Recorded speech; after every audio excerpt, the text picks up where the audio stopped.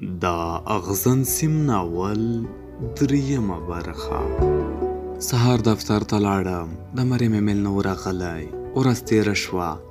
تر رخصتۍ مخکې بیا کمپیوټر ته کېناستم. هېڅ هم نه و. ماخوستن مې دیګ پخاوه چې د مریم ټلیفون راغی. غږ یې بیسیکه و. له هرې خبرې سره به یې ټوخل. دی د خبرو د نه رالېږلو علت د ټوخي ډېروالی ګڼه. مریم لنډه وغږېده. ژمنه یې وکړه چې سبا ته به نورې خبرې رالېږي. ما هم ډېره ونه غږوله. په غوړو کې د پرتو پیازو ټکا خطا. رنګ یې مخ په ژېړېدو و. خو ماخوستن 9 بجې بیا ټلیفون وشرنګېد. مریم وه. ژړلې. د ولې ټکی مې خولې ته نه راته. هماغسې مې پرېښوده. دې تر ډېره وژړل. بیا یې په غریو کې بښنه وغوښته.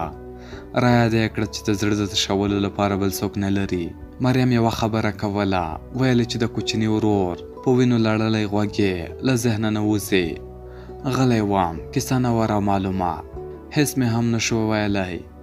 ټلیفون قطع شو. سکرین ته مې وکتل. مریم 5 دقیقې ژړلې و. د خیرخانې په کوتل کې مې د موټر ښیښه خلاصه کړه. یو همکار په بیړه لاس ور وغځاوه. په خندا یې وویل یخني ده. سوړ شمال مې له مخه لیرې شو. موږ هره دوشنبې ساحې ته ځو. همکاران باید جوړې کړي راډیو خپرونې خلکو ته ور واوروي، د هغوی نظریات واخلي او په راتلونکو خپرونو کې په پام کې ونیسي. له موټروان سره 8 تنه وو. په نیت کې مو د کابل د استالف ولسوالۍ نیولې وه. د خیرخانې له کوتله ورهاخوا په سلګونه ښکلي څو پوړیزه پاخو کورونه په مخه راغلل. په واورو کې ولاړ ول. هر یو یې په لکونو ډالرو ارزېدل. مخکې لاړو. نوي ښارګوټي په چټکۍ سره تېرېدل. پای یې نه و. د لرې پرتو کلیو نیمایي کورونه پاخه وو. هر 200-300 متره وروسته به د مکتب یا لیسې لوحه راغله. خلک تازه او پرېوللي ښکارېدل. یو اونۍ مخکې سفر مې سترګو ته ودرېد. غزني ته تلم. د کابل له ښاره همدومره لرې شوم. خو نه مې پوخ دیوال ولید او نه هم خوشحاله څېره. بس یوازې تور سړک او روانې موټرې د 20مې پېړۍ نښې وې. 1.5 ساعت مزل مو وکړ. 10 بجې د استالف تخته ورسېدو. دروازه خلاصه شوه. د موټر ټایرونه تک تور او سوتره ښکارېدل. ټوله لار پر پاخه سړک راغلې وو. د استالف تخت لوړه غونډۍ ده. د ناجو زړې ونې پرې ولاړې دي. دواړو لورو ته یې ګڼ کورونه ښکارېږي. د تخت پر سر یوې لویې ونې ته ودرېدم. وچه وه. نیمایي تنه یې سوځېدلې ښکارېدله. یو غږ مې واورېد. از وقتهای جنگ است. مخ مې ور واړاوه. یو بوډا پیتاوي ته ناست و. د زړو ونو کیسه یې راته تېره کړه. ویل چې دا ونې 1.5 سل کاله عمر لري. دا لګېدلې ونه مو د تېرو جګړو یادګار ساتلی دی. شاوخوا مې سترګې وغړولې. لاندې په سپینو واورو کې د روانو اوبو تر څنګ له ګڼې ګوڼې ډک بازار و. په دوکانونو کې استالفي لوښي ځلېدل. د بوډا خبره سمه وه. د جنګ علامې نه وې پاتې. ان په واورو پټ غرونه هم ژوندي ښکارېدل. یو همکار مې راغږ کړ. ورغلم. تر یوې ونې لاندې څو ماشومان راغونډ ول. د یوه راډیوي خپرونه اورېدله. ټول غلي ول. تر پایه یې یوازې ټایپ ته کتل. همکار مې د خپرونې د ژبې او معلوماتو په اړه څو پوښتنې رانه وکړې. ټول پوه ول. له یوه 12 کلنې نجلۍ مې وپوښتل اوس خو مکتبونه هم رخصت دي، نو له کتابونو ډک بکس دی، ولې غاړې ته اچولی دی؟ لاندې بازار ته یې ګوته ونیوله. رایاده یې کړه چې هلته ژمني کورسونه دي. د شاوخوا کلیو نجونو او هلکان د راتلونکي کال درسونو ته تیاری نیسي. لویدیځ ته مې وکتل. د اوږده غځېدلي غره سپینې څوکې لمر ځلولې. خو د همدې غره ورهاخوا لا اوس هم جګړه وه. واورې تورې او پخڅې په وینو سرې وې. سپین ږیرو به ماشومانو ته کیسې کولې. ونه وو. په پخوا زمانو کې یو مکتب و. خو دلته په دومره لنډه فاصله کې سپین ږیرې وایي بود نبود. در زمانه‌های قدیم جنگ بود. جنگ. درخت تخت استالف را سوختاندند. د ملګري غږ جټکه را باندې راوسته. راځه. لاندې بازار ته ورښکته شو. د خبره سمه راته وهڅېده. موږ تر 1 بجې په استالف کې وو. ملګرو مې له خلکو سره مرکې وکړې.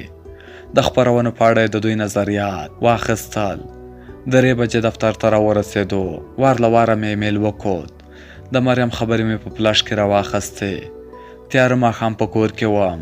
مریم ویلي وو وخت لمر و او زه هم د یخ ټوټه په لنډ وخت کې مې د اوږو هډوکي راوختل. تر سترګو مې تورې حلقې تاوې شوې. د کور په دهلیز کې بله ولاړې هندارې خویه تېرېدم. په درېیمه میاشت ټلیفون راغی. وحید و. لنډ وغږېد. ویل یې چې په هانسیمپیانو پسې خفه شوی یم. سخته وه. په ډله کې یې راوستم خو وروسته مې زړه سر راټول کړ. هیره یې نه وم. نمره مې تر اوسه ورسره وه. غلی وم. سکه مې ختلې وه. د قبرونو لیدو به ارامي رابخله. خو څه موده وروسته مې ژوند ته تمه پیدا شوه. بس یو لرې خپل مو له کوچنیانو سره لندن ته ورسېد. پلار ته مې وویل د لندن خوبونه مې ورته تیر کړل. راتلونکې هوسایي مې سترګو ته ودرولې. نه یې منله. را یاده کړه چې په خپل وطن کې ښه یو. وچه لنده را رسېږي. پردي ملکونه څه کوو. له مور سره مې کېناستم. د لندن په صفتونو مې خلوص ستړې شوه. د هغې ځواب هم منفي و. چاره نه وه. کوچني ورور ته مې په غوږ کې ورپو کړل. ذهن یې له خیالي دنیا ډک شو. ژر یې قناعت وکړ. اوس نو په څلورو کې 2 تنه مخالف ول. ورور او خور به هره ورځ د خیالي ژوند په اړه غږېدل. کیسې به یې کولې. خپل راتلونکی به یې په مزو کې لید. دا خبرې مې په مور او پلار ښې نه لګېدې. اول یې نصیحت کاوه. واقعي ژوند ته یې راګرځولو. خو وروسته یې پر دوی هم تاثیر وکړ. د لندن له خبرو یې خوند اخیست. یو ورځ مې مور د خپلوانو کره تللې وه. کله چې راغله وار له واره یې د لندن کیسې راواخیستې. خبره معلومه شوه. د لندن نه زموږ د خپلوانو رالېږلي عکسونه لیدلي وو. ویل یې چې اولادونه یې په اثرات کې ول. مور مې دا هم وویل چې د کورنیو د قبلېدو چانس ډېر دی. بس پلار مې هم راضي شو. په لومړي ځل د کابل له دوړو او دکانونو تر مخ د لښتي له بویناکو اوبو شکایت کاوه. ما ته خدای راکړه. رنګ مې را وګرځېد. ژوند خوږ راته وایسېد. راتلونکی مې له وحید سره لیده. ډېر وخت به مې د انګلیسي ویلي کتابونو له سره کتل. پلار مې د خپلو ملګرو په مرسته یو قاچاقبر وموند. قاچاقبر د هر سړي پر سر 18,000 امریکایي ډالر غوښتل. خو معامله پاکه ښکارېدله. پیسې په کابل کې له صراف سره ایښودل کېدلې. بس لندن ته په رسېدو یو ټلیفون غوښت. پلار مې صراف ته د رسېدو ډاډ ورکاوه او قاچاقبر خپلې پیسې اخیستې. بل شرط دا و چې سفر زمیني دی. همدومره. مور ته مې پر ځمکه تګ خوند نه ورکاوه. ویل چې 100 خطره ورسره تړلي دي. خو د پلار دلیل مې دا و چې د تیارې تګ ډېرې پیسې غواړي. د هر نفر پر سر 10,000 ډالر یاد کړل. دا یې هم وویل چې له دې سره بیا هم ټول سفر په تیاره کې نشي کولی. ځینو ملکونو ته به پر ځمکه واوړې. د پلار په خبرو کې ما هم یو څه مرچ او مساله ورګډ کړل. د یوې کورنۍ کیسه مې ورته تېره کړه. ومې ویل چې په همدې لارو روان شول. خو اوس په اروپا کې دي. 3 نفره په یوه خوله ول. مور مې هم راواوښته. زموږ کور بې نقشې و. پلار مې نفر ورته راوست. 15,000 ډالر یې جوړ کړل. د دکان او کور وسایل مو هم خرڅ شول. پلار مې 10 لکه افغاني ډالرو ته واړولې. ورغی. د څو شاهدانو تر مخې 22,000 ډالره له صراف سره کېښودل. پاتې پیسې مو مور او ما په خپلو زرپیرانیو کې وګنډلې. په حویلۍ کې د مڼو د ونې پاڼې مو مخ په ژېړېدو وې چې له کوره راووتو. مریم غلې شوه. سوړ اسویلی یې ویست او خپلې خبرې یې وغځولې. تر نیمروزه کومه ستونزه نه وه. بس شپه مو په کندهار کې تېره کړه او بله ورځ غرمه رباط ته ورسېدو. رباط د افغانستان هغه کونج دی چې ایران او پاکستان دواړه پورې نښتي. موږ په یو کوچني بازار کې له موټره ښکته شوو. پلي روان وو. مور مې څو ځله په څنګو وهلم. پوه یې کړم چې چادري په خاورو کې درپسې کرښي. خو وروسته خندا راغله. د چادري له وړو 4 کونجه سوریو مې ورته وکتل. دی په خپله 2 ځله ټوډه ووهله. د چادري په ایس کې په پښو کې بندېدلې. شیبه وروسته د تیلو د پلورلو یو دکان ته ودرېدو. پلار مې یو کوچنی کاغذ ته وکتل. دکاندار ته یې څه وویل. هغه مخامخ ګوته ونیوله. مور مې په بیړه کوچنی ورور ته ورولې ونیو. د موټرسایکل د بریک کرخنده اواز پورته شو. موږ په پلار پسې ګامونه واخیستل. یوه تنګه کوڅه مو په مخه کړه. کوڅه لنډه راتاو شوې وه. بېرته د یو خړ دکان تر مخ ودرېدو. پلار مې پر باسکل سپور سړی ودراوه. سړي یو هلک ته ورناره کړه. هغه ته یې څه وویل. نه پوهېږم. بلوچي ژبه راته ښکاره شوه. هلک روان شو. موږ هم ګامونه پسې واخیستل. یوه خیرنه پرده مې لرې کړه. ټوخی راغی. لویه کوټه د چلم له لوګي ډکه وه. په بیړه مې دواړو خواو ته وکتل. څو تنه پر غوړ تخت پراته ول. خرهاره یې خود. څنګ ته یې پر پلاستیکي څوکیو 2 ځوانان ناست ول. د یوه له خولې سپین لوګی راووت. د چلم سرخانه سره انګار نیولې وه. په هلک پسې د لرګیو پر زینو وخوت. تنګ دهلیز و. دواړو خواو ته یې غوړ ورونه راپرېول. همالته ودرېدو. هلک په منډه لاندې ښکته شو. یو تور ډنګر سړی راغی. پلار مې کاغذ ورته ونیو. سړي هېڅ هم ونه ویل. له جبې یې کیلي راویسته. دروازه خلاصه شوه. زه مور او کوچنی ورور مې وړې کوټې ته ورننوتو. پلار مې په دهلیز کې له سړي سره ودرېد. ما دروازه پورې کړه. مور مې کړکۍ ته لاس ور وغځاوه. په کوټه کې د خولو پخواني ترش بوی سره پوست باد ګډ شو. مور ته مې وکتل. خندا راغله. سپین مخې د چادري د سرویو په اندازه سپېره وو. ما هم خپله چادري لرې کړه. شاوخوا مې وکتل. له کاږلي دیواله زنګن میخ راوتلی و. چادري مې پر میخ راوځړوله. ورور مې ورسۍ ته ولاړ و. ورغلم. د هغه د ککرۍ پر ګڼو تورو ویښتو مې زنه ولګوله. لاندې مې وکتل. یو دکاندار و چې سترګې یې راته نیولې وې. ګام شاته شوم. دکاندار د ورسۍ د شنه چوکاټ تر لاندنۍ برخې پټ شو. مخامخ د دکانونو خړ بامونه ښکارېدل. زاړه ټیمان، مات چوکاټونه، د تیلو غوړې بوشکې پرې پرتې وې. تر ټیټو غونډیو ورهاخوا د سمندر غوندې هواره دښته ښکارېدله. کړپ شو. مور ته مې وکتل. د اوږې لوی بکس خلاصه خوله پروت و. مور مې مخ ته آینه نیولې وه. پر یوه ټوټه یې د سترګو شاوخوا دوړې پاکولې. ورور مې یودم چیغه کړه. منډه یې واخیسته. له ور سره ودرېد. رنګ یې ژېړ و. په راوتلو رډو سترګو یې ورسۍ ته کتل. مور مې چټکه ولاړه شوه. علت یې وپوښت. هلک لړزې اخیستی و. ورسۍ ته مې وکتل. په بیړه شاته شوم. تر ښیښې لاندې یو مړ ژوندی کربوړی پروت و.